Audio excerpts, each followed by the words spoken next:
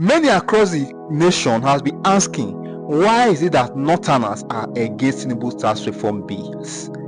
Even myself, I have answered the question. But look, Shehu Sani is out to give a lucid explanation as to why Northerners are seriously kicking against the Tinubu tax reforms bill. Are the tax reform bills truly regressive or antithetical to people's aspirations, as some state governments have claimed? Thank you again for having me in this program. Well, first of all, since the beginning of the debate and the discourse on this bill, there have been a lot of emotions and politics that surround the bill and its intent.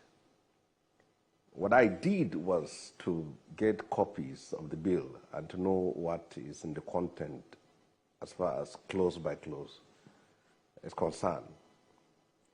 And there is nothing wrong. We are in a democracy.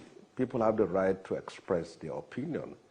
And in fact, one can see that the interest shown by Nigerians as far as the views that are expressed, though for those in support and those opposed to the bill, shows the resilience of Nigeria's democracy and also the energy and interest people are putting when it comes to matters that concerns their life and their future. So there's nothing wrong with that. But the debate about the bill should have been about the bill itself. And from my own understanding, there are 4 bills before the National Assembly that has to do with tax reform. The first is the Nigerian Tax Bill. The second is the Nigerian Tax Administration Bill. And the third is Nigerian Revenue Service Establishment Bill. And the fourth is the Joint Revenue Board Establishment Bill. So there are 4 bills. But the opinions being canvassed or been opined by, been submitted by so many people seems to be off the track as far as the content of those bills. And when politics is involved, and when politics is sprinkled on such a document, hardly will people go through it and know what is there. But for anyone who cares to go through the bill, and I believe every patriotic Nigerian should be able to do that, this is a bill for the first time in the history of our country that is transiting our archaic economy to a different and progressive future. And there are a lot of takeaways in this bill. But 2 issues have been canvassed, or 2 issues have been put forward to denigrate or to simply destroy this bill. The first is that the federal government wants to increase taxes, and the second is that there are sections of the country that will be impoverished by this bill. And in a society where people don't read, it is easy for people to simply absorb that. It's so simple. You don't need to read anything once you are told that. And with that, you can simply pick a placard or pick a gun or a stick and say you'll fight this bill to the end. But look at the content of this bill. From the first to the 4th bill, it touches on all lives of Nigerians. In that bill, there is a provision that clearly gives more revenue to the subnational government, which is the state.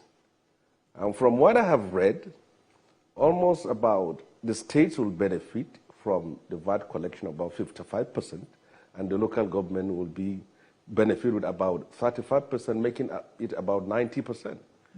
In fact, the federal government, by this bill, is conceding resources or funds that could have accrued to it. That is one aspect of that bill. The second aspect of that bill, from what I have read, is that low-income earners will have some form of relief by the form of tax exemption So who will oppose that? When you know the trouble, the problems, the challenges, those who are earning meager amount of money pass through when their own salaries and entitlements are being taxed heavily. We know that. That bill contains the element where small businesses are also insulated from taxes. And the bar was raised from 25 million to even 50 million, and even businesses that who was around 250 million naira as their own value. Is there in that bill for anyone to read? Absolutely. That bill also has the content of simplifying and streamlining tax administration in this country. There is so much multiple taxes from local governments to states to federal government and all those things. And now you have the simplification of it for people to benefit. That bill also has the content of removing VAT on export, removing VAT on education, removing VAT on healthcare, removing VAT on things that are essential for the lives of our people. But people don't want to read that. The point is that the federal government is going to raise taxes and that a part of the country is going to be impoverished, and that has been sold to people, and people believe in it. Not just people. I have read it. Senators and governors are even afraid of coming out to say they are in support of that bill. Many prefer to avoid a debate that will defend and stand for that bill and discuss it and even explain it as it is. And many prefer to bury themselves in the sands. For example, I have seen a senator who never stood up on the floor of the Senate to oppose that bill, but he is on the media, local media in our own part of the country, speaking in local language for people to say no to it. Now, this is the politics around it. If you don't read the content of that bill, you will simply buy in to the submissions of those who simply want to marry it in politics. And this is what's happening. And it's unfortunate, too. I do watch people who come on TV to make submissions on that bill.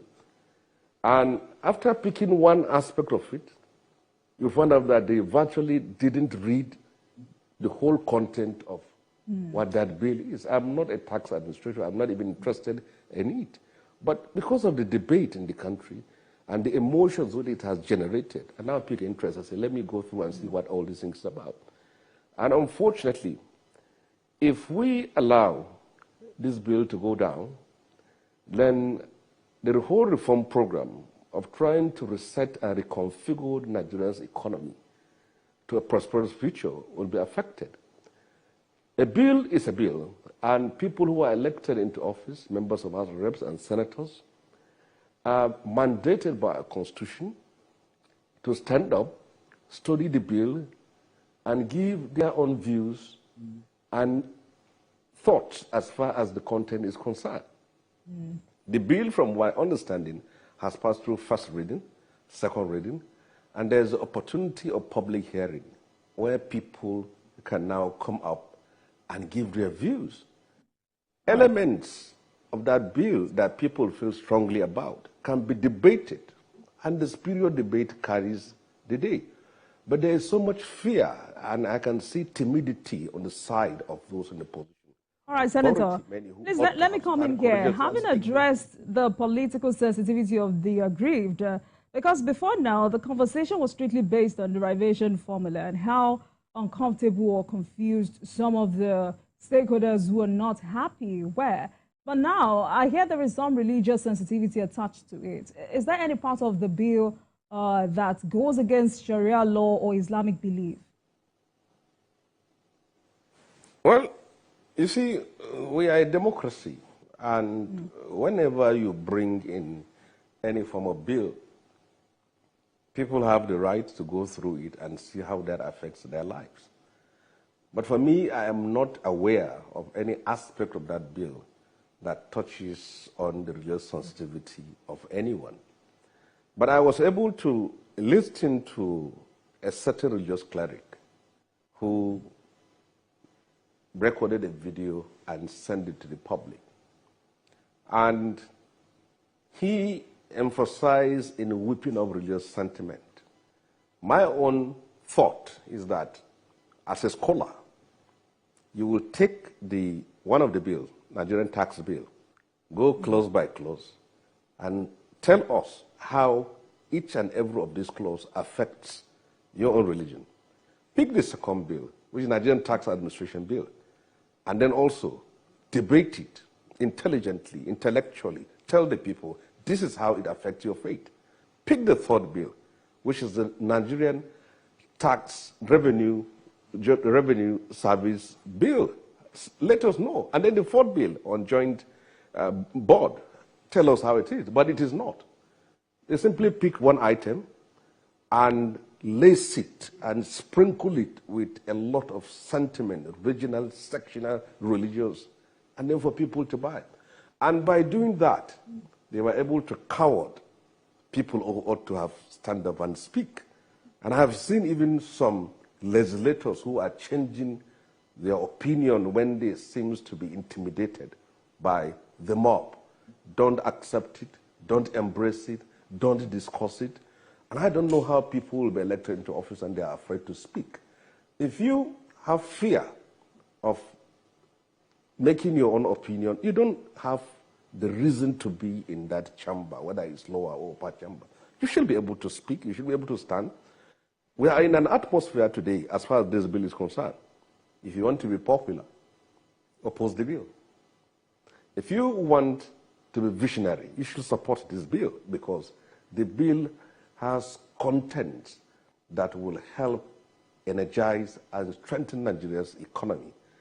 We, as a nation, for the past 65 years of our political independence, have been a nation that is oil dependent. We depend on rents, we depend on royalties, we depend on taxes, and our tax laws are a cake. Why not sit down this time around, refashion our tax laws, and see how more revenue will be accrued to the states, so that our liquidity crisis, our economic crisis, the future of our country can be done. Now look at it very well.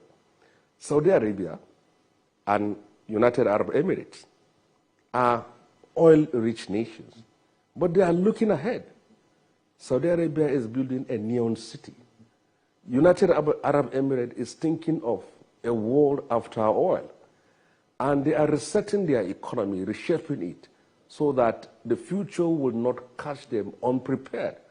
But I thought this is what we should be doing at this very time. The oil we have, which we are depending on, mostly from Niger Delta, is not an inexhaustible natural resource. There will be a time to which you will not even have one drop. So why not use this time around and do the needful? But it appears there are lots of politics. But we're in a democratic era. People have the right. If I don't support this bill, I'll come on openly and support it. If I support it, I'll say, but my own is for those who refuse to take a position at a time when such a sensitive bill is before them, even people who are elected into office. So I have not seen, and I don't know, and I need to be convinced that there are elements of this bill that are affecting our own religion or whatever. I have seen debates and discussions on alcohol tax or whatever. From my own knowledge, I did sciences, and I know that as far as these alcohol manufacturing companies are concerned, they manufacture their products from grains. And from which part of the country do these grains come from? So if we have to look towards our future, we have to keep aside all these things here. But in order not to destroy this bill, in order not to completely extinguish the value of this bill as far as our future is concerned, the sensitive areas should be debated. And I hope those who are elected into office, especially from the north, will be available on that very day to stand up and tell the world where they stand, and then pick up the points and then debate it and see how it is. So I believe this is all right, Senator, but do you also believe that the success of this consolidation depends on ensuring that key provisions from the repealed acts are not lost or diluted? would you advocate for an effective management of the transition process and robust public awareness campaigns to prevent administrative confusion? Well, you see, in a country like this, we live in a time of today where an impression is stronger than reality, because you can feed a wrong impression into the social media world and people will believe, and when the reality comes, they will not. And when people are stronger than you and have more reach out in the media, they will control the narrative, they will control the discourse, and they will shape the discourse. If you have such a beautiful bill and you don't manage the area of its communication to the public, you are bound to be misunderstood. Look at 4 bills. All that you need to destroy it is to say that the government wants to add tax, or the government wants to appoint a consultant that will benefit, or Lagos State is going to benefit from this tax. But go through it and see. Those who will benefit from this bill are the subnationals, all the 36 states, including the Federal Capital Territory. In fact, left for Lagos, they will say that please keep this bill aside because they are also affected. The bill has simplified many things for Nigerians to see. As it is today, we know that if you are a customer of a bank in Kaduna or Katsina or Kano, of a bank, whatever you are being taxed, the bulk of it goes to the headquarters of that bank, which is mostly in Lagos. But this bill has simplified it that the states you reside will be the beneficiary of whatever transaction you're making. So where it is. But it is easy to destroy than to build. And it's easy Senator, I asked that question because... But they can't back it intellectually. Absolutely. And I asked that question because the National Orientation Agency says it is translating the tax reform bills into 36 Nigerian languages to enhance public understanding and engagement with the proposed law. So how far do you think this would go in addressing some of the contentious issues or douse tension?